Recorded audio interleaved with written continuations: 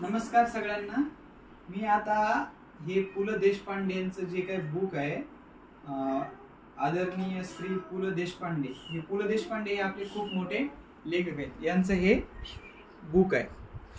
हे जे बुक आहे यामध्ये पु ल देशपांडेंनी त्यांची जे काही प्रवास वर्णन आहे, प्रवास वर्णन म्हणजे काय, आपण कुठे फिरायला जातो, समजा आपण जे सामान्य लोक आहेत, आपण कुठे फिरायला जातो, परळी, अंबाजोगाई, गंगाखेड, इथं कुठे राखपाणे, पण हे जे मोठे लोक असतात ते लय लांब लांब फिरायला जातात। लांब लांब म्हणजे कुठं, हे कारण हे लांब लांब कशामुळे फिरायला जातात, कारण त्यांना लय ज्ञान असते, मोठं ज्ञान असते, त्यांच्या अंगामध्ये चांगले कौशल्य असल्यामुळे त्यांना लांब लांब लोक बोलवतात। पण आपल्याला लोक बोलवतील का? नाही, आपल्याला काय कशाला बोलवतात, आपल्याला काय येतच नाही। पण आपल्याला जर चांगल्या गोष्टी आल्या, आपल्याला पण ज्ञान आलं, आपण पण विद्वान बनलो, तर आपल्याला पण लोक बाहेर बोलवणार, बरोबर आहे।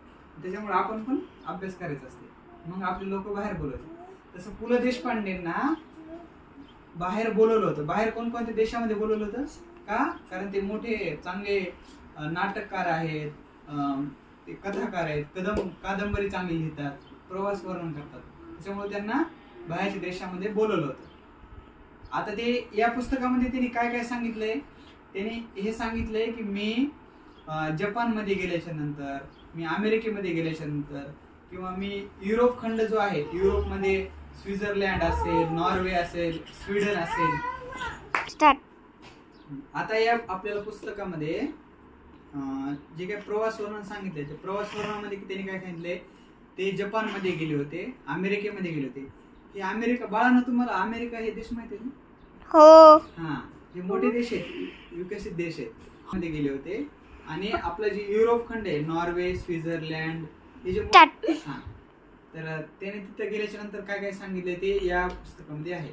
आता मी हे बाकीच्या गोष्टी बसून सांगतो, तुम्ही पुस्तकामध्ये त्यांनी हे सांगितले की ते जेव्हा अमेरिकेमध्ये गेले होते, तर त्यांनी अमेरिकेमध्ये असं सांगितलंय की ते अमेरिकेची माणसं आहेत ना, खूप उद्योगी आहेत। उद्योगी म्हणजे कसे, वेगवेगळे शोध लावते, त्यांच्याकडे प्रत्येक गोष्ट अशी मशीनवर चालते।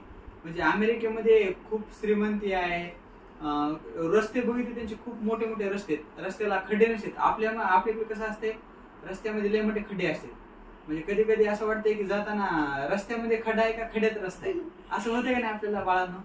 तसं अमेरिकेमध्ये चांगले रस्ते आहेत, खूप मोठं मोठं काय काय। तर मग ते पु ल देशपांडे, त्यांना अनुभव असा आला अमेरिकेमध्ये की ते म्हणले की अमेरिकेतल्या माणसाकडे सगळं आहे, पण त्यांच्याकडे वेळ नसते कुणाला भेटायला, म्हणजे ते भेटत नाही जास्त कोणाला, कारण त्यांच्या कामामध्ये खूप बिझी असतात। आता दुसऱ्या देशामध्ये गेले होते पु ल देशपांडे, जपानमध्ये गेले होते। जपानमध्ये लोक एवढे शिस्तप्रिय असतात की पुन्हा कोणतं बी काम करू, ते काम असं 100% निष्ठेनं करतात, म्हणजे असं काम चुकारपणा करत नाहीत।